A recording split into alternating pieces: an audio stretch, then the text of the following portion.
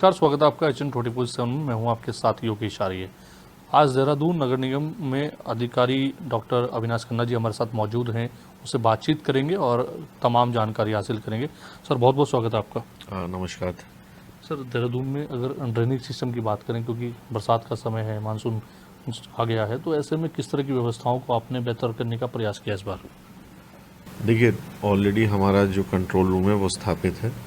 Toll free numbers भी सबको जो है आगे प्रेषित किए जा चुके हैं। यदि किसी को आमजन को परेशानी हो, जल भराव से संबंधित हो या कूड़े के निस्तारण से संबंधित हो या फिर फॉगिंग के रिलेटेड कोई कंप्लेंट्स हो या फिर लार्विसाइडल के छिड़काव से हो, नालों की सफाई से संबंधित हो या कोई भी डोर टू डोर वाहन से संबंधित कोई भी शिकायत हो, तो उसके लिए एक डेडिकेटेड जो है हेल्पलाइन, जिसमें कि 7-8 अलग अलग लाइनें इंटीग्रेटेड हैं, वो हमारा सुचारू रूप से चालू है और 24/7 चालू है, जिससे कि आमजन हमारे उसमें जो है कंप्लेंट्स नियमित रूप से जहाँ जहाँ लोगों की शिकायत होती है उनकी आती हैं, उनको नोट डाउन किया जाता है और साथ ही साथ उसका निस्तारण कर उसमें अपडेट भी किया जाता है कि आज कितनी शिकायतें आई, जिसका कि हम उसको मॉनिटरिंग कर सकें कि किन क्षेत्रों से शिकायतें आ रही हैं और उसका निवारण किस स्वरूप में किया जा रहा है।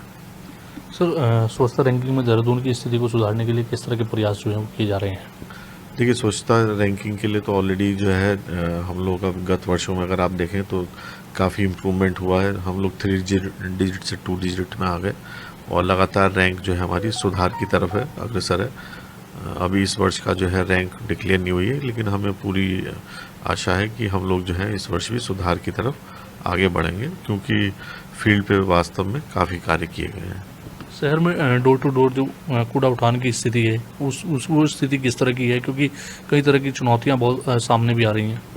देखिए, जब से हमारे जो कुछ कंपनियां जो उनको हटाया गया और कुछ कंपनियों एक कंपनी को जो है उसके शिकायत मिली थी, जिसकी जांच रिपोर्ट के आधार पर उसको कार्य उससे हटा दिया गया। उसके बाद शुरुआत में कुछ चुनौतियां आई थी, लेकिन अब धीरे धीरे जो है व्यवस्था जो है हमारी सुदृढ़ हो रही है और अब जो शिकायतें आनी है उसकी शिकायतों की जो संख्या है वो भी काफ़ी कम हो गई है। तो हम उम्मीद करते हैं कि आने वाले दिनों में व्यापक रूप से अभी हमारे और कोशिशें जारी हैं वाहन बढ़ाने की उसमें, तो जैसे जैसे वाहन बढ़ते जाएंगे तो वैसी शिकायतों का निस्तारण और उसकी जो सूचना है वो भी ख़त्म हो जाएगी। सर, निगम के 100 वार्ड हैं, 100 वार्ड को किस तरह से कंप्लीट किया जा रहा है? किस तरह से सफाई कर्मियों को लगाया गया है कि सफाई व्यवस्था दुरुस्त रहे और इस तरह की शिकायतें जो है वो ना आए? देखिए, लगभग 100 वार्ड है हमारे। 100 वार्ड में जो है सुपरवाइज़र्स के माध्यम से और कर्मचारियों के माध्यम से उसकी मॉनिटरिंग की जाती है और फर्स्ट हैंड रिपोर्ट जो है निगम को उपलब्ध करा दी जाती है, जिसके डाटा एनालिसिस के उपरांत जो है हम लोग जो है वहाँ पे सफाई व्यवस्था को में कैसे और सुधार लाया जा सके, वो माननीय पार्षदों से भी व्यवस्था उसमें उनसे राय मांगी जाती है। और यदि कहीं पे कर्मचारी बढ़ाने घटाने की हो तो उनकी डिमांड नोट करके हम लोगों ने लगभग 750 कर्मचारियों के एडिशनल भर्ती हेतु जो है आवेदन किया हुआ है और नगर निगम जिसकी भुगतान जो है नगर निगम के द्वारा किया जाएगा ऐसे कर्मचारियों का। तो हमें उम्मीद है कि ऊपरी स्तर से जैसे ही हमें परमिशन मिल जाती है तो उनका जो है उन वार्डों में रखकर वहाँ की सफाई व्यवस्था में और हम लोग जो है इम्प्रूवमेंट लाएंगे, ताकि जनमानस को जो है असुविधा का सामना ना करना पड़े। क्या सफाई कर्मियों की जो संख्या है और संसाधन है नगर निगम के, क्या वो पर्याप्त हैं इस पूरे शहर को साफ करने के लिए? देखिए, जैसा कि सर्वविदित है कि पहले जो है देहरादून में 40 वार्ड थे, फिर 60 वार्ड हुए, फिर 100 वार्ड हुए। अब इन 100 वार्डों में भी सीमा विस्तार हुआ है इस वर्ष। तो सीमा विस्तार के साथ साथ हमारे जो संसाधन हैं वो थोड़े से हमें सीमित नज़र आ रहे हैं, जो कि हमारा पार्षदों के माध्यम से भी हमें ज्ञात हुआ है और हमारे अपने अंदर भी जो हम लोगों ने आकलन किया है उसके अनुसार जो है हमारे संसाधनों में मानव संसाधन की सबसे बड़ी चुनौती है। बाकी अन्य संसाधन तो हमारे पास पूरे हैं, परंतु जो मशीनरी वगैरह है इसमें किसी प्रकार की कोई इश्यूज़ नहीं है। हमारे पास केवल मानव संसाधन के लिए हम लोगों के प्रयास हैं कि हमें परमिशन मिल जाए, तो हम लोग जो है और इस व्यवस्था को जो है और मजबूती से हम लोग जो है धरातल पर उतार पाएंगे। सर आपने बताया कि 40 और 60 ऑफिस के बाद 100 मृत्यु हुई, लेकिन किस तरह की चुनौतियां इस दौरान रह रही हैं? क्योंकि जब जब इस वार्ड में इजाफा हो रहा है तब तक चुनौतियां भी नई तरह की सामने आ रही होंगी। उन चुनौतियों से निपटने के लिए किस तरह का काम कर रहे हैं? देखिए, चुनौतियों से निपटने के लिए केवल एक ही चीज़ है, वो है मानव संसाधन की पूर्ति और हमारा जो लॉजिस्टिक सप्लाई है उसकी जो चेन है वो जो है पूरी रहे। तो लॉजिस्टिक्स में तो हमें कोई इश्यूज़ नहीं है, लेकिन हमारे जो मैन पावर जैसे अब 1000 पे 2 व्यक्ति की आवश्यकता होती है आबादी पर सफाई कर्मियों की, ये एक हमारे मानक है। उस हिसाब से अगर देखा जाए तो अगर देहरादून की पॉपुलेशन जो है पिछला सेंसस जो हुआ था 2011 में, उसके मुकाबले आज हम 2025 में खड़े हैं, तो काफ़ी टाइम से सेंसस ना होने के कारण जो डाटा भी नहीं है अवेलेबल है।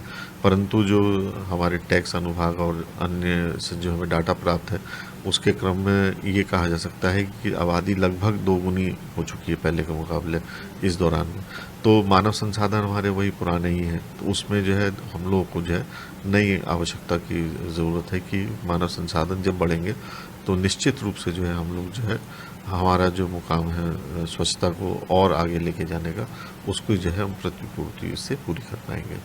सीवरेज को लेकर बड़ी समस्या रहती है, ओवरफ्लो हो जाते हैं, इस समय पर सफाई नहीं हो पाती और इस तरह की तस्वीरें अमूमन सामने आती है। लेकिन आपकी ओर से, नगर निगम के तमाम अधिकारियों की ओर से दावा किया जाता है कि हम बरसात से पहले तमाम व्यवस्था को दुरुस्त कर लेते हैं, उसके बावजूद भी तस्वीरें क्यों सामने आती हैं? देखिए, जहाँ तक सीवरेज का है सवाल है, जहाँ सीवर लाइन बिछाई जा रही है वो अन्य कार्यदायी संस्थाएं उसकी वो व्यवस्था देख रही हैं, तो उस पर हमारी तरफ से टिप्पणी करना उचित नहीं है। अब बाकी जो हमारे जो बरसाती नाले हैं और जो अन्य जो सोर्सेज हैं, जो ड्रेन्स हैं, उनकी सफाई नियमित रूप से की जा रही है। साथ ही साथ जो बड़ी नदियाँ जो शहर के बीचों बीच से गुजरती हैं, जैसे बिंदाल हो गई, रिस्पिना हो गई, छोटी बिंदाल हो गई, तो उस पर नियमित रूप से प्रतिवर्ष हम लोग जो है माह फरवरी से ही हम लोग की साफ़ सफाई जो है वो पूरी शुरुआत की जाती है, जो कि मानसून के पहली दूसरी बरसात तक चलती है। उसके बाद फिर हम लोग जो है उसको रोक देते हैं, क्योंकि फिर पानी का फ्लो काफ़ी ज़्यादा हो जाता है। इस वर्ष भी हम लोगों की सफाई जो है बड़े नदी नालों की माह फरवरी से कर दी गई थी, जो कि अब अपने जो है अंतिम चरण में है। लगभग 80-90% से ऊपर कार्य हमारा पूरा हो चुका है और आगामी 1-2 दिन के अंदर जो है जो बचे हुए हमारे जो सेक्शंस हैं उसमें जो है हम लोग इसको कार्य को भी पूर्ण कर लेंगे, ताकि उसमें किसी भी प्रकार का जो पानी का जो रुकावट है वो इसमें ना रहे। जल आपूर्ति को लेकर अगर बात करें तो क्योंकि जल संस्थान और नगर निगम दोनों के बीच समन्वय होना बहुत महत्वपूर्ण माना जाता है, तो उसको लेकर के किस तरह से काम हो रहा है? देखिए, जो जल संस्थान है उनके अधिकारियों से, एक्सीएन साहब वगैरह से लगातार हम लोग नियमित रूप से वार्ता में रहते हैं। कहीं पे भी कोई समस्या आती है तो एक दूसरे का सहयोग करते हैं। हम लोगों को जो है पूरा सहयोग दिया जाता है अन्य जो हमारी कार्यदायी संस्थाएं हैं। जलापूर्ति को लेकर तो कई समस्याएं आपके सामने भी आती होंगी? नहीं, जलापूर्ति से हम लोगों का डायरेक्ट कोई ऐसा कनेक्शन नहीं है, लेकिन अगर कहीं से कंप्लेंट आती है तो उसका जो है समाधान के लिए संबंधित अधिकारियों को सूचित कर दिया जाता है, जो उनके स्तर से जो है उसका निपटान किया जाता है। अगर स्मार्ट सिटी के तहत प्रोजेक्टों की बात करें तो लगातार जगह जगह पर प्रोजेक्ट चल रहे हैं और काफ़ी प्रोजेक्ट ऐसे भी हैं जो लंबे समय से चल रहे हैं, उनका समय अवधि के दौरान भी पूरे नहीं हो पा रहे हैं। तो ऐसी कार्यदायी जो संस्थाएं हैं जो ऐसे काम कर रही हैं, उनको क्या नोटिस भी दिया जा रहा है या उनके ऊपर कार्रवाई भी की जा रही है? क्योंकि इससे तो आमजन भी काफ़ी परेशान हो रहे हैं और नगर निगम को भी इसके लिए कुछ कदम उठाने आवश्यक होने चाहिए। देखिए, स्मार्ट सिटी के जो कार्य हैं उनको जो है उनके संबंधित अधिकारी देख रहे हैं। यदि जैसे अभी पिछले दिनों में नालियों की सफाई की समस्या आई थी, जो कि स्मार्ट सिटी के द्वारा जो नाले थे उनके जो ठेकेदार थे जिनसे समन्वय किया गया था, तो उसमें जो है उन लोगों के द्वारा जो है वो अपने स्तर से वो कार्य कर रहे हैं और समय समय पर उनके द्वारा जो है सहयोग की भी वो रहती है दरकार, तो वो उनकी तरफ से पूरा किया जाता है। जनता से संवाद को लेकर किस तरह से आप टीम काम कर रही है? क्योंकि क्षेत्र में इस समय जो है बरसात के समय बहुत समस्याएं आती हैं और जनता से संवाद होना बेहद ज़रूरी होता है। देखिए, जनता से जहाँ तक संवाद की बात है तो हमारे जो फील्ड सुपरवाइज़र्स हैं, सैनिटरी इंस्पेक्टर्स हैं, और हम लोग भी जब सुबह 6 बजे के बाद जब अपने उसमें निकलते हैं राउंड्स में, तो कतिपय कई जगहों पे जैसे लोग मिलते हैं हमको, तो उनसे एक राय मशवरा साफ़ सफाई के बारे में, डोर टू डोर कवरेज के बारे में, डोर टू डोर कवरेज में वो लोग उन लोगों से अगर यूज़र चार्जेस लिए जा रहे हैं तो कितने लिए जा रहे हैं। पिछले दिनों हम लोगों ने ऐसे संवाद भी किए, तो कई जगहों पे हमें सुझाव भी मिला और शिकायतें भी मिली, जिसका कि निस्तारण भी किया गया। और उन लोगों ने, कई लोगों ने धन्यवाद भी ज्ञापित किया कि भाई आप लोग हम लोगों से जुड़ रहे हैं। तो ऐसे में जो है हमें भी प्रोत्साहन मिलता है कि लोग हमसे सीधा संवाद करते हैं और अपनी समस्याओं को जब बताते हैं तो हमें भी उन जो समस्याएं हैं जो धरातल पे, जो कई बार हमें महसूस नहीं होती लेकिन जो आम जनता को महसूस होती है, उससे रूबरू होते हैं। तो उसी हिसाब से हम लोग आगे की भी प्लानिंग करने में सक्षम हो जाते हैं। चलिए, बातचीत का सिलसिला आगे बढ़ाएंगे। फिलहाल वक्त हो चुका है एक ब्रेक का। ब्रेक के बाद फिर लौटेंगे। ब्रेक के बाद फिर हाजिर हैं। हमारे साथ बातचीत के सिलसिले में जुड़े हुए हैं डॉक्टर अविनाश खन्ना जी। उनसे आगे बातचीत का सिलसिला बढ़ाते हैं। सर, बात जो है जनता के संवाद को लेकर हो रही थी, लेकिन जनता की जो शिकायतें हैं उनको देखा जाए तो उनके लिए किस तरह के डिजिटल प्लेटफॉर्म बनाए गए हैं, या ऑन स्पॉट पर किस तरह से जनता की समस्याओं को आप सुनने का काम करते हैं? देखिए, यदि डिजिटल प्लेटफॉर्म्स की बात करें तो कई माध्यम हैं उनके लिए पहुंचने के हम तक। आप डायरेक्ट वो लोग ईमेल के माध्यम से कर सकते हैं। हम लोग के व्हाट्सएप नंबर हैं, उन पे भी हमारे पास मैसेजेस, कंप्लेंट्स आती हैं।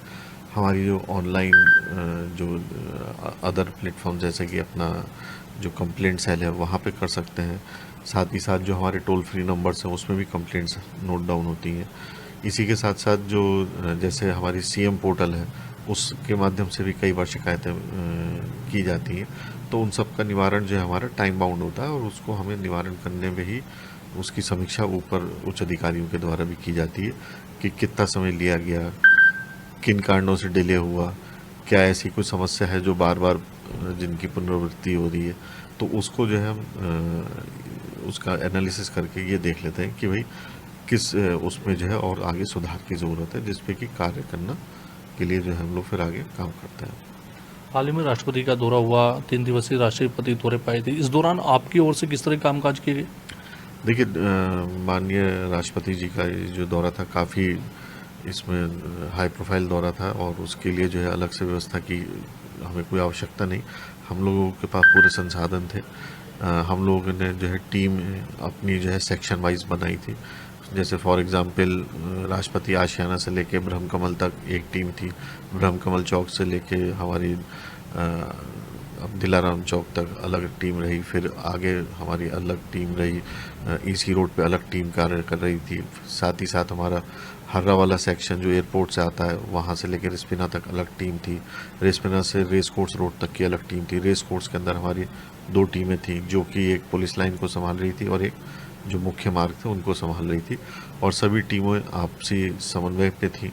साथ ही साथ इस चीज़ का भी ध्यान रखा गया था कि जो शहर के अंदर आवारा पशु जो घूम रहे हैं या फिर जो हमारे जो डॉग्स हैं या स्ट्रे एनिमल्स हैं, अदर स्ट्रे एनिमल्स हैं, वो किसी भी प्रकार का व्यवधान वहाँ पे उनके कारण ना होने पाए। तो उसमें जो है समन्वय बनाना बड़ा मुश्किल होता है, लेकिन बहुत ही अच्छे तरीके से हमारे कार्मिकों ने इसको जो है पूरी तरीके से किया और 24/7 हमारी टीमें काम करती हैं।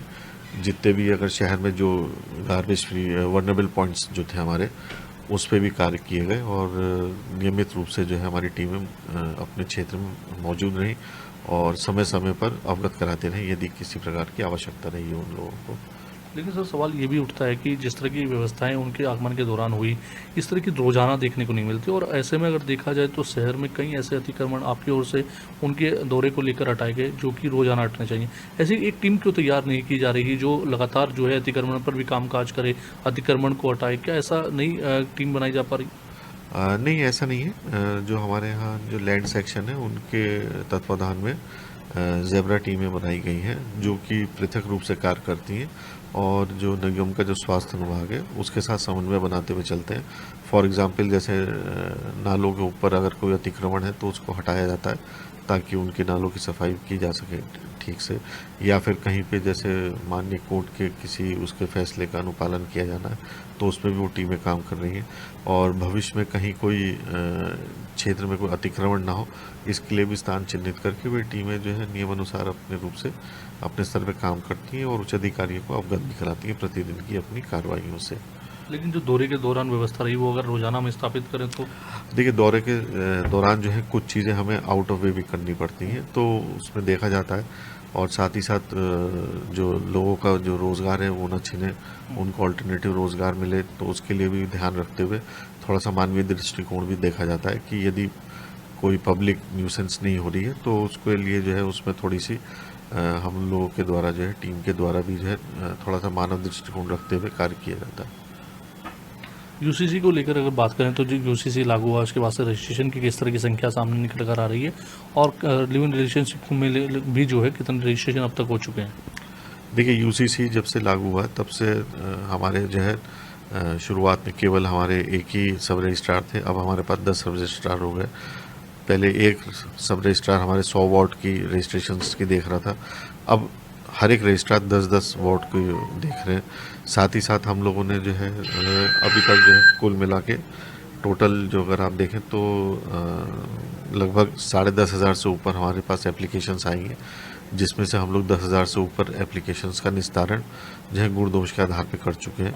और अभी पिछले दिनों जो है हमारा सभी वार्डों में कैंप भी लगाया गया, कैंपों में भी हमें जो है 600 से ऊपर जो हमारे रजिस्ट्रेशन हुए, तो इसमें लोग जागरूक होते हुए और अपना करवा रहे हैं, और इस समय वर्तमान में तो निःशुल्क हो रहा है जुलाई के महीने तक। तो मेरी तो जो आपके व्यूअर्स हैं उनसे भी अपील है कि जिन लोग इसके अंतर्गत आते हैं यूसीसी में रजिस्ट्रेशन कराने के, वे अभी इसका फ़ायदा उठा के अपने रजिस्ट्रेशन भी करवाएं, ताकि जो है आगे भविष्य में होने वाली किसी भी योजना से यदि इसको इंटीग्रेट किया जाता है तो उसका लाभ सभी को लाभार्थियों को मिल सके।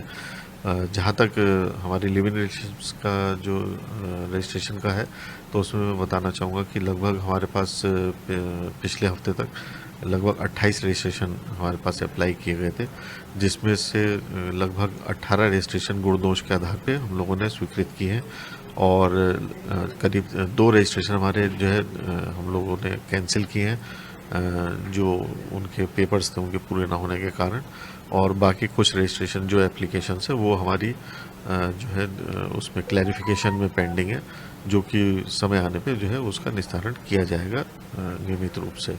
यूसीसी को लेकर 6 महीने का जो प्रावधान रखा गया है उसके बाद किस तरह की कार्रवाई होगी, कितना उसमें कार्रवाई के लिए जो शुल्क है, जो जुर्माना है, वो कितना लगेगा? देखिए, ये अभी इसमें कुछ चेंजेस हो रहे हैं, तो जैसे जैसे समय आएगा तो उसके अंतर्गत जो है इसमें कार्रवाई की जाएगी और जो दिशा निर्देश प्राप्त होंगे।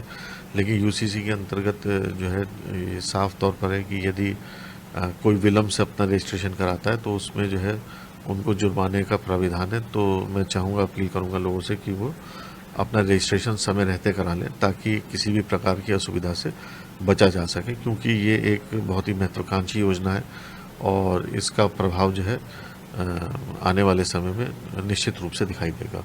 डेंगू को लेकर किस तरह से जो है काम हो रहा है सर? और डेंगू क्योंकि जिस तरह से देख रहे हैं हम, केसेस भी लगातार बढ़ रहे हैं, कभी एक कभी दो करके केसेस लगातार सामने आ रहे हैं, तो ऐसे में आपके सामने कितनी बड़ी चुनौती है? क्योंकि जो है लार्वा खोजना, उसको डिस्ट्रॉय करना, इसके अलावा फॉगिंग और जो है एंटी लार्वा का छिड़काव करना। देखिए, इस बार जो है काफ़ी आश्चर्य की बात है कि डेंगू का जो पहला केस आता था वो कभी जुलाई में आता था, गत वर्ष जो है से 1 सितंबर को पहला केस आया था, और इस वर्ष जो है अप्रैल में, जबकि शुष्क मौसम रहता है, गर्मी रहती है, ऐसे मौसम में डेंगू के जो है पॉजिटिव केस रिपोर्ट हुए हैं। वो भी आउटर के इलाके से रिपोर्ट हुए थे, देहरादून ज़िले के अंदर, और प्रतिदिन उसके बाद से लगभग 1 या 2 केस ऐसे रिपोर्ट होने, एक आध दिन ही ऐसा जा रहा है जिसमें कोई केस नहीं आता। तो ऐसे में हम लोगों ने अप्रैल के महीने से ही, जैसे हर साल शुरू करते हैं, हमारी तो कार्य योजना बनी हुई थी, और उसी कार्य योजना के क्रम में जो है जब उसका समीक्षा बैठक हुई तो उसमें दिशा निर्देश दिए गए थे ज़िला प्रशासन की ओर से कि अपने जो हमारी जो योजना है उसको जो है थोड़ा सा और उसमें चेंजेस करके, जैसे पहले हमारे 5 टैंकर चलते थे, तो इस बार हमने लार्विसाइडल हेतु जो है 20 टैंकर किए हैं। 20 टैंकरों के माध्यम से हर वार्ड का नंबर अगर देखें तो हर 5वें दिन आ जाता है, जबकि लार्वा जो एक होता है, जो मच्छर का लार्वा, एडीज इजिप्टाई का जो कैरियर है इसका, तो वो जो है उसको फुल ग्रोन मॉस्किटो बनने में जो है उसको 7 दिन का समय मिलता है। तो इस प्रकार देखें तो हम हर 5वें दिन जो है लार्वा एक्टिविटी करके जो है उसको एंटी लार्वा का स्प्रे करके उस चेन को जो है आगे बढ़ने नहीं दे रहे। जिसका अब हमें जो है परिणाम भी दिखाई देने लगा है कि जो मॉस्किटो डेंसिटी है वो काफ़ी कम है गत अगर सीज़न से कंपेयर करें तो। और इसके साथ साथ 100 वार्डों में जो है छोटी मशीनों से फॉगिंग का कार्य पार्षद महोदय और हमारे सुपरवाइजर्स के निगरानी में किया जाता है। साथ ही साथ जो है हमारे जो लार्विसाइडल की जो हमारी बैकपैक मशीन्स हैं वो भी सभी वार्डों में दी हुई हैं। उनसे भी जो है ज़रूरत पड़ने पे जगह जगह संकरी गलियों में भी लार्विसाइडल का छिड़काव किया जाता है। और यदि बड़ी मशीनों की बात करें तो जो 6 बड़ी फॉगिंग मशीन्स हैं डिमांड होने पे और जो बड़े ऐसे क्षेत्र हैं जहाँ पे गाड़ियाँ आराम से जा सकती हैं वहाँ पर भी फॉगिंग का कार्य जो है नियमित रूप से किया जा रहा है। और कहीं डिमांड होती है स्पेशली, कहीं हमारे सम्मानित पार्षदगण अगर डिमांड करते हैं या फिर कहीं लोकल लेवल पे किसी की शिकायत होती है तो वहाँ पर भी हम लोग जो है फॉगिंग का कार्य जो है सुचारू रूप से कराया जाता है। लेकिन सर कई इलाके ऐसे हैं जहाँ पर फॉगिंग अभी तक नहीं हो पाई है, एंटी लार्वा का छिड़काव नहीं हो पाया है, नियमित रूप से सफाई तक नहीं हो पा रही है। तो ऐसे इलाकों में आप किस तरह से अपनी टीम को भिजवा पाएंगे और आने वाले वक्त में अगर इस तरह का ही रवैया रहा तो क्या कर्मचारियों के खिलाफ भी कोई कार्रवाई की जाएगी? देखिए, जो हमारे कर्मचारी हैं यद्यपि अपना काम पूरी सत्यनिष्ठा से कर रहे हैं, लेकिन कई बार होता है कि कुछ क्षेत्र जो है छूट जाते हैं जिसकी शिकायत हमें आम जनता से भी प्राप्त होती है, जो हमारे चुने हुए जनप्रतिनिधिगण हैं उनसे भी प्राप्त होती है तथा स्थानीय पार्षद जो होते हैं उनसे भी प्राप्त होती है। तो ऐसी स्थिति में हम लोग जो है वहाँ पे स्पेशल ड्राइव चलाते हैं और जो केसेस जैसे पॉजिटिव आते हैं और सीएम ऑफिस से जिनका पता दिया जाता है कि इन क्षेत्रों के केसेस अगर कोई पॉजिटिव हैं तो वहाँ पर स्पेशली माइक्रो प्लानिंग के तहत उनके घरों के 100 मीटर के दायरे में एक विशेष अभियान चला जाता है फॉगिंग का भी और एंटी लार्विसाइडल के छिड़काव का भी। और यदि हमारा कोई कर्मचारी जो है अगर कोई किसी प्रकार की जो है अनियमितता करता है या कोई ऐसे क्षेत्र को नज़रअंदाज करता है तो उसके खिलाफ भी हम लोग नियमित रूप से कार्रवाई करते हैं। कई इलाकों से सर इस तरह की शिकायतें भी आ रही हैं कि जो सफाई कर्मी हैं वो आते हैं, फ़ोटो खिंचाते हैं और उसके बाद निकल जाते हैं, पूरी नियमित रूप से सफाई नहीं हो पाती। सोशल मीडिया पर भी कई तरह के सवाल उठते हैं। आपको नहीं लगता कि इस तरह के कर्मचारियों के खिलाफ कार्रवाई करने की आवश्यकता है? क्योंकि अगर ऐसा नहीं रहा तो सवाल तो आप ही पर उठेंगे और नगर निगम अगर इस तरह की सफाई व्यवस्था दुरुस्त नहीं करा पाएगा तो निश्चित तौर पर सवाल वैसे भी उठेंगे और लोग सोशल मीडिया पर जिस तरह के सवाल उठा रहे हैं वो कहीं ना कहीं प्रश्न चिन्ह तो है आपके कार्यशैली पर। देखिए, जो ये शिकायत है कि आते हैं फ़ोटो खिंचाते हैं और चले जाते हैं, अगर ऐसी कोई भी इसमें सत्यता पाई जाती है तो वो स्थानीय लोगों से पता लग जाता है, उसमें कोई बहुत ऐसी रॉकेट साइंस नहीं है। उस पर हम लोग जो है हमारे इंस्पेक्टरों के माध्यम से रिपोर्ट लेते हैं, संबंधित के खिलाफ कार्रवाई करते हुए उसका वेतन भी रोका जाता है, काटा जाता है और पिछले दिनों में जैसे कुछ लोगों को सस्पेंड भी किया गया था तो वो भी किया जाता है। और अगर सुपरवाइज़र के माध्यम से गलतियाँ की जाती हैं इस प्रकार का तो उनको कार्यालय से संबंध कर उनके जो है वार्ड जो है दूसरों को दिए जाते हैं कार्य करने के लिए और भविष्य के लिए चेतावनी भी जारी करते हैं और जिसका कि असर भी पॉजिटिव होता है। साथ ही साथ जो पिछले दिनों जो हम लोगों ने बरसात के दौरान जो है अब चालानी कार्रवाई भी शुरू कर दी गई है। काफ़ी क्षेत्रों में हम लोगों ने अब चालान भी काटने शुरू कर दिए हैं। पिछले दिनों जो है सिंगल यूज़ प्लास्टिक को लेके जो है जो हमारा रेंजर्स ग्राउंड है उसमें जो है कर्मचारियों से बगैर पूछे और हमारे लोगों से बगैर परमिशन लिए जो है वो लगा दिया गया था बाज़ार, तो उसके ऊपर भी कार्रवाई करते हुए लगभग 1 लाख रुपए का चालान जो है हम लोगों के द्वारा जो है थोपा गया था।